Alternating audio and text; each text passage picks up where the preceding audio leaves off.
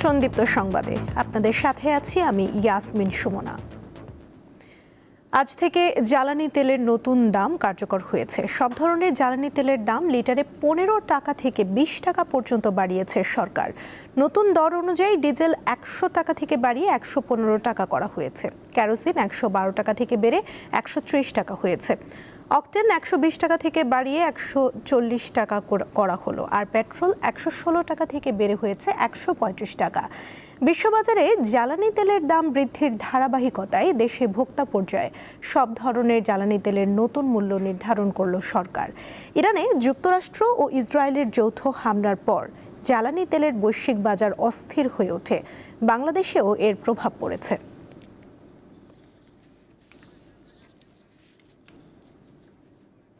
জ্বালানি তেল বিক্রির খবর নিয়ে রাজধানীর বিজয় সরণি থেকে যোগ দিচ্ছেন সহকর্মী হেদায়েতুল্লাহ সীমান্ত। কথা বলবো তার সঙ্গে।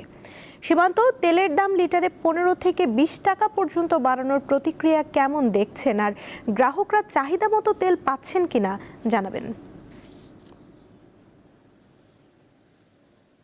হ্যাঁ সুমন, আপনি যেমনটি বলছিলেন যে আজ থেকে জ্বালানি তেলের দাম বৃদ্ধি করা হয়েছে, যার কারণে অনেকে মনে করছেন যে জ্বালানি তেলের যে সংকট কিছুটা স্বাভাবিক হবে। তবে এখন পর্যন্ত সেই স্বাভাবিক পরিস্থিতি অর্থাৎ চিত্র দেখা যাচ্ছে না। রাজধানীর অধিকাংশ পাম্প স্টেশন কিন্তু বন্ধ রয়েছে। যেগুলোতে দিচ্ছেন সেগুলোতে কিন্তু দীর্ঘ লাইন, সেই ভোগান্তি অর্থাৎ যে কয়েক সপ্তাহ ধরে যে দীর্ঘ লাইন এবং ভোগান্তি, সে ভোগান্তি কিন্তু আজকেও আমরা যে পাম্পগুলোতে তেল দেওয়া হচ্ছে সবগুলোতে আমরা দেখতে পাচ্ছি একেবারে দীর্ঘ সারি, কিলোমিটার থেকে কিলোমিটার। পাশাপাশি যে পাম্পগুলো বন্ধ রয়েছে সেখানে তেল আসা সাপেক্ষে তেল দেওয়ার যে কথা বলা হচ্ছে, যার কারণে সেখানে কিন্তু আমরা অপেক্ষমান মোটরসাইকেল, ব্যক্তিগত যানবাহন এমনকি বড় যানবাহন তারা সারিবদ্ধভাবে অপেক্ষা করছেন তেলের জন্য। যখনই তেল আসে তারা সেই তেল পাবে। তবে যে চালকরা বলছেন যে একদিকে যে তাদের দীর্ঘ লাইনের যে ভোগান্তি, অন্যদিকে যে তেলের দাম বৃদ্ধি করা হয়েছে অর্থাৎ জ্বালানি তেলের যে দাম বৃদ্ধি, সেই বৃদ্ধির বিষয়টিও তারা ভোগান্তির পর্যায়ে রয়েছে। অর্থাৎ তাদের যে পকেটও কাটা হচ্ছে একদিকে, অন্যদিকে তারা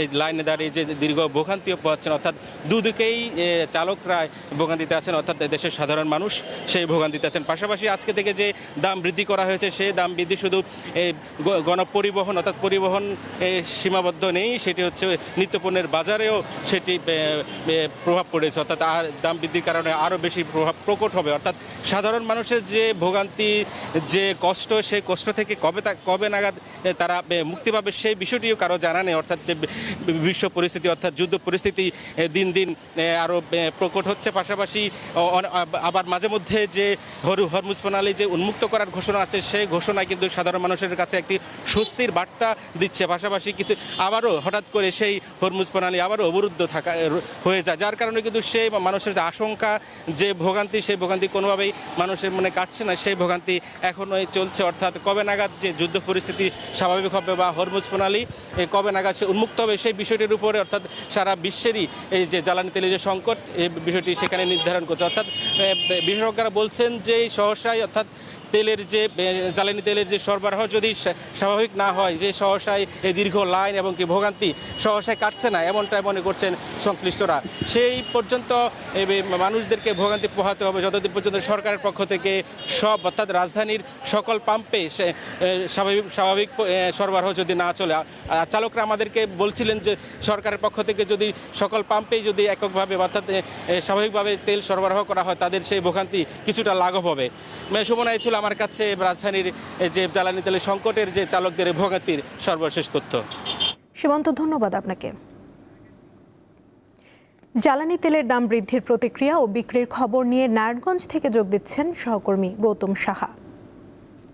গৌতম, তেলের দাম বৃদ্ধির ঘটনা গ্রাহকরা কিভাবে নিচ্ছেন, আর পাম্পে তেলের সরবরাহ কেমন রয়েছে জানাবেন।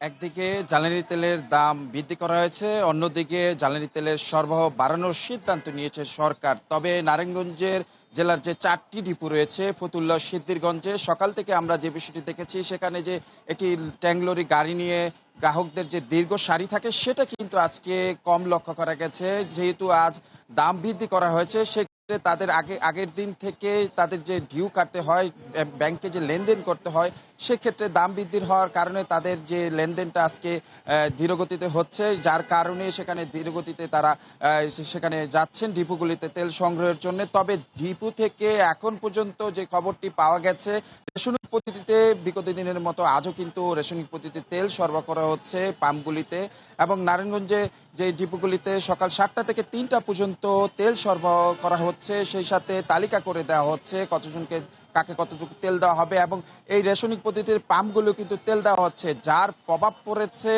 যে পণ্যবাহী যে পরিবহনগুলি রয়েছে, নিত্য প্রয়োজনীয় দ্রব্য রয়েছে। যেহেতু শিল্পাঞ্চল নারায়ণগঞ্জ একটি ব্যবসায়িক এলাকা, এখানে আটা গটা মম যে ব্যবসায়িক যে রয়েছে, সেগুলো কিন্তু যেই সব পণ্য পরিবহনে মাল আনা ভাড়া কিন্তু 1.5 গুণ বেড়েছে। আমাদের জানিয়েছেন বিভিন্ন ব্যবসায়ীরা, অর্থাৎ যে ভাড়া ছিল বিগত সময়ে 10,000, সেটি কিন্তু 15 থেকে 17,000 টাকায় বৃদ্ধি হয়েছে, যার প্রভাব পড়েছে নিত্য প্রয়োজনীয় দ্রব্যে। তবে সেই সাথে যে আমাদের পোশাক কারখানা রয়েছে নারায়ণগঞ্জের, সেই শিল্প পোশাক কারখানা নিয়মিতভাবে যে শিপিংগুলি হয়, সেগুলি কিন্তু ব্যাপক প্রভাব পড়েছে জানিয়েছেন কারখানার মালিকরা। এছাড়া নারায়ণগঞ্জ সিটি কর্পোরেশনে যে বর্জ্য ব্যবস্থাপনা করা হয়, যে পরিবহন দিয়ে, সেই পরিবহনেও কিন্তু প্রভাব পড়েছে, সেখানে কিন্তু ব্যাঘাত ঘটছে। কোথাও কোথাও ময়লার স্তূপ হয়ে গেছে, বাসাবাড়ি থেকে ময়লাও কিন্তু তারা আনতে পারছে না জ্বালানি সংকটের কারণে, সেই প্রভাবটা কিন্তু আমরা লক্ষ্য করেছি। এবং বিভিন্ন যে নদীর ঘাটে যে জাহাজ, রাইটার জাহাজ রয়েছে, বিভিন্ন প্রান্ত থেকে আসা যে মালগুলা খালাস করা হয়, সেই রাইটার জাহাজে জ্বালানি সংকটের কারণে কিন্তু সেই উৎপাদনকারী যে পণ্যগুলি রয়েছে, সেগুলি কিন্তু ব্যাপক প্রভাব পড়েছে। সেই সাথে আমরা যে বিষয়টি দেখেছি, আতঙ্কে সংকটের যে বিষয়টি রয়েছে, সেটির জন্য কিন্তু মানুষের ভিতরে এক ধরনের বাড়তি তেল মজুদের প্রবণতাও কিন্তু আমরা দাবি করেছেন এখানকার পাম্প মালিকরা, এবং তারা যে বিষয়টি বলেছেন যে তাদের দৈনন্দিনভাবে ডিপো থেকে 4,500 অক্টেন এবং 4,500 ডিজেল দেওয়া হচ্ছে। তবে সপ্তাহে যে 7 দিন, সে 7 দিনে 6 দিন যে দেওয়ার কথা ছিল, তাদের কিন্তু সেই পরিমাণ দেওয়া। ধন্যবাদ গৌতম আপনাকে। প্রধানমন্ত্রী তারেক রহমান দায়িত্ব গ্রহণের পর প্রথমবারের মতো কাল নিজ জেলা বগুড়া যাচ্ছেন। এই সফরে বগুড়াকে দেশের 13তম সিটি কর্পোরেশন ঘোষণা করবেন তিনি। সরকারি নানা কর্মসূচির পাশাপাশি পৈতৃক ভিটাও পরিদর্শন করবেন প্রধানমন্ত্রী। এ নিয়ে এলাকায় তৈরি হয়েছে বিশেষ আগ্রহ ও প্রত্যাশা। 2006 সালে মা খালেদা জিয়া প্রধানমন্ত্রী থাকাকালীন শেষবারের মতো বগুড়ার গাবতলীর নিজ বাড়িতে গিয়েছিলেন তারেক রহমান। দীর্ঘ 2 দশক পর আবারও সেই ঠিকানায় ফিরছেন তিনি, এবার দেশের প্রধানমন্ত্রী হিসেবে। স্বাভাবিকভাবেই গাবতলীর মানুষের মাঝে বইছে উৎসবের আমেজ। আমাদের ঘরে চলছে, আমার ঘরে যে আসতেছে, এরই আল্লাহ কাছে শুকরিয়া আদায় করে আমরা দেখতে পারবো। আর ওনাকে যে আল্লাহ বাঁচিয়ে রাখছে, এলে আল্লাহ কাছে আমরা বেশি শুকরিয়া আদায় করি। আমরা তার চেয়ে মনে হয় যে বেশি আনন্দিত পাচ্ছি, তার সাথে বেশি ভালো লাগছে, খুব আনন্দিত লাগছে। অনেকেই মনে করেন জিয়াউর রহমানের জন্মভূমি হওয়া সত্ত্বেও দীর্ঘদিন অবহেলিত বগুড়া ও গাবতলীকে এবার উন্নয়নের মূল ধারায় নিয়ে আসবেন তাদেরই সন্তান প্রধানমন্ত্রী তারেক রহমান। আমার দাবি হলো এই উনি যে ছেলে হিসেবে এই বাড়িতে আসবে, আমরা তো তাকে দেখতে পারবো 2 চোখ নয়ন ভরে, এটাই আমার সবচেয়ে বড় পাওয়া, আর কিছুই পাওয়া না। মানে সোমবার প্রধানমন্ত্রীর সফরে প্রায় 150 বছরের ঐতিহ্যবাহী বগুড়া পৌরসভাকে সিটি কর্পোরেশন হিসেবে ঘোষণা করবেন তিনি। এরপর ভাষণ দেবেন জনসভায়। মাননীয় প্রধানমন্ত্রী বগুড়া আসবেন। বগুড়া মানুষের প্রত্যাশা, দীর্ঘদিনের প্রত্যাশা, বাংলাদেশের সর্ববৃহৎ পৌরসভা সিটি কর্পোরেশন, সেটি তিনি শুভ উদ্বোধন করছেন। আদালতে অনলাইন জামিন কার্যক্রম সহ একাধিক উন্নয়ন উদ্যোগের উদ্বোধন করবেন প্রধানমন্ত্রী। দুপুরে তিনি যাবেন পৈতৃক ভিটা বাগবাড়িতে। এরপর স্থানীয় কলেজ মাঠে ফ্যামিলি কার্ড বিতরণ অনুষ্ঠানে অংশ নেবেন তিনি। বিকেলে শহরের জনসভায় যোগ দিয়ে দিন শেষে ঢাকায় ফেরার কথা রয়েছে প্রধানমন্ত্রীর। সাইফুর রহমান শিশির, দীপ্ত বার্তাকক্ষ। তীব্র গরমে রাজধানীর জনজীবনে হাঁসফাঁস। গতকাল দুপুরে কারওয়ান বাজারে তাপমাত্রা ছিল 35 ডিগ্রি সেলসিয়াস। চলতি মাসে 2টি দাবদাহের আশঙ্কা করছে আবহাওয়া অফিস। বিশেষজ্ঞরা বলছেন সবুজায়ন কমে যাওয়ায় গরমের তীব্রতা বাড়ছে। রাজধানীতে গাছগাছালি আছে শতকরা মাত্র 5 ভাগ এলাকায়। 2 দশক আগে তা ছিল 25 ভাগ। আমরা বর্তমানে আছি কারওয়ান বাজারে, যেখানে গাছপালা একদম নেই বললেই চলে। এখানের লাইভ টেম্পারেচার মিটারে বর্তমানে তাপমাত্রা দেখাচ্ছে 35 ডিগ্রি সেলসিয়াস এবং এখানে সচরাচর এই তাপমাত্রাটাই থাকে। এবার যাচ্ছি বাংলাদেশ প্রকৌশল বিশ্ববিদ্যালয় বুয়েট ক্যাম্পাসে। এখানে মোটামুটি আমরা গাছপালা দেখতে পাচ্ছি। লাইভ টেম্পারেচারের যে মিটার, সেই মিটার মোতাবেক এখানে বর্তমানে 33 ডিগ্রি সেলসিয়াস তাপমাত্রা দেখা যাচ্ছে এবং এখানে এই তাপমাত্রাটাই সচরাচর থাকে। তাপমাত্রার এই পার্থক্যের কারণ কি জানালেন বিশেষজ্ঞরা। আপনি যদি গায়ের উপরে গায়ে বিল্ডিং করতে থাকেন, ন্যাচারাল উইন্ড ফ্লো করার সুযোগ না রাখেন, তাহলে তো সেই শহরটা এমনিতেই একটা গরমের একটা তাপীয় একটা বলয়ের মধ্যে পড়ে যাবে। এর উপরে যখন আপনি এলনিনো, যে গ্লোবাল যে ক্লাইমেটিক ফেনোমেনা আছে, যেমন এলনিনো আছে, হিট ওয়েভগুলো হয়, তখন দেখবেন যে আরও বেশি ভালনারেবল হয়ে যাবে, কারণ আপনি নিজেকে তো আগেই ভালনারেবল করে রেখেছেন। তাহলে আমরা নগরটাকে কী করে তাপকুণ্ড বানিয়েছি। আমরা সবুজ ধ্বংস করতে করতে ঢাকা একসময় 25 ভাগের উপরে সবুজ ছিল, এটা 5 ভাগের কমে নিয়ে এসেছি। ঢাকা একসময় 15 ভাগের মতো ওয়াটার বডি ছিল, সেটাকে কমিয়ে 5 ভাগের কমে নিয়ে এসেছি। এই অবস্থায় কি করণীয় তাও জানালেন এই দুই বিশেষজ্ঞ। ঘরের ভিতরে কথা বলেন, আপনি তো এয়ার কন্ডিশনিং চালাতে পারেন, ফ্যান চালাতে পারেন নিজেকে কুল ডাউন করার জন্যে, কিন্তু ওয়েন ইউর আউটসাইড আপনার তো কোনো অপশন নেই। Only natural air conditioner is your plants, trees. ওটা কিন্তু আউটডোর এয়ার কন্ডিশনার হিসেবে কাজ করে। তো আপনি যদি পর্যাপ্ত সবুজায়ন রাখতে পারেন, তারপরে আপনি যদি ওয়াটার বডি, পুকুর, এগুলো তো আমরা ভরাট করে, ঢাকা শহরে অনেক পুকুর ছিল, রাজশাহী শহরে এখন অনেক আছে, পুকুরগুলো যদি ভরাট না করি, আমরা খালগুলোকে যদি রিকভার করি, খালগুলোর মধ্যে প্রবাহ নিশ্চিত করতে পারি, এগুলো কিন্তু ওভারঅল যে মাইক্রো ক্লাইমেট, আমরা এটাকে বলি urban micro climate, urban micro ক্লাইমেটকে থার্মালি অনেক সহনীয় পর্যায়ে আনা সম্ভব। চলতি এপ্রিলে একাধিক তাপদাহ আসতে পারে বলে জানিয়েছে আবহাওয়া অধিদপ্তর। 20 তারিখে পরে যায় আবার হিট ওয়েভ হবে, সেক্ষেত্রে হয়তো দেশে অনেক জায়গায় হিট ওয়েভ আসার সম্ভাবনা রয়েছে। সেক্ষেত্রে হয়তো মৃদু থেকে মাঝারি কোনো কোনো জায়গায় তীব্র আকার হতে পারে। তবে ওইরকম টানা হিট ওয়েভ এবছর হওয়ার সম্ভাবনা আপাতত নেই এই মাসে। হয়তো এখন যে স্পেল আছে, কালকে যায় একটা ব্রেক দেবে, ব্রেক দেওয়ার পরে আবার মৃদু থেকে মাঝারি হিট ওয়েভ আসতে পারে। আবার দেখা যাচ্ছে কি এই মাসের শেষের দিকে একটা বৃষ্টি হওয়ার সম্ভাবনা আছে। তাপমাত্রা বাড়তে থাকায় রাজধানীর অনেক বাসিন্দা ঘরবন্দি থাকতে হচ্ছে। অতি প্রয়োজন ছাড়া কেউ বাইরে যেতে চায় না। আলোয়ান খান, দীপ্ত সংবাদ, ঢাকা। বরগুনা যুব উন্নয়ন প্রশিক্ষণ কেন্দ্রের কার্যক্রম ঘিরে নানা অনিয়মের অভিযোগ উঠেছে। গবাদি পশু, হাঁস মুরগি পালন, মৎস্য চাষ এবং প্রাথমিক চিকিৎসা বিষয়ে প্রশিক্ষণে অংশ নেওয়া ব্যক্তিদের অভিযোগ, তারা ভাতা ও সুযোগ সুবিধা পাচ্ছেন না। এ বিষয়ে জেলা প্রশাসকের কাছে লিখিত অভিযোগ করেছেন তারা। অবশ্য অভিযোগ অস্বীকার করেছে কর্তৃপক্ষ। প্রতিষ্ঠার পর থেকেই নানা সংকটে বরগুনা যুব উন্নয়ন প্রশিক্ষণ কেন্দ্র। নেই প্রশিক্ষণার্থীদের জন্য পর্যাপ্ত প্রশিক্ষণ সরঞ্জাম। প্রতি বছর এখান থেকে নির্দিষ্ট সংখ্যক প্রশিক্ষণার্থী বিভিন্ন বিষয়ে প্রশিক্ষণ নিয়ে সার্টিফিকেট পাচ্ছেন, কিন্তু তারা কি সত্যি দক্ষ হয়ে উঠছেন, না কাগজে কলমে সীমাবদ্ধ থাকছে, তা নিয়ে প্রশ্ন উঠেছে। গত 5 মার্চ প্রশিক্ষণ কেন্দ্রের কয়েকজন শিক্ষার্থী জেলা প্রশাসকের কাছে লিখিত অভিযোগ দেন।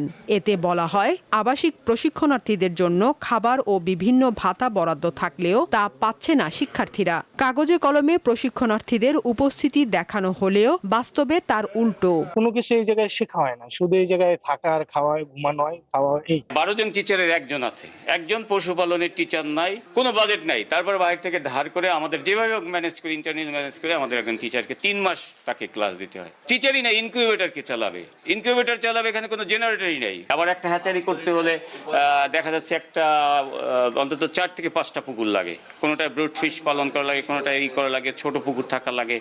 এই সব কিছু মিলে দেখা যাচ্ছে এটা আসলে অনুকূল হয় না। প্রশিক্ষণ কেন্দ্রের তথ্য অনুযায়ী বিভিন্ন বিষয়ে আবাসিক প্রশিক্ষণে শিক্ষার্থী রয়েছে 50 জন, কিন্তু বাস্তবে আবাসিক ব্যবস্থায় শিক্ষার্থী রয়েছে মাত্র 7 জন। অথচ খাবার ও ভাতার তালিকায় স্বাক্ষর রয়েছে 50 জন শিক্ষার্থীর। এমন অভিযোগ অস্বীকার করেছেন দায়িত্বপ্রাপ্ত কর্মকর্তা। 150 টাকা করে প্রতিদিন মানে আমাদের খাবার খরচ বাদে এরকম করা, কিন্তু আমরা থাকি হলে 15 জন কি 20 জন এরকমের ছিলাম প্রথম মাসে।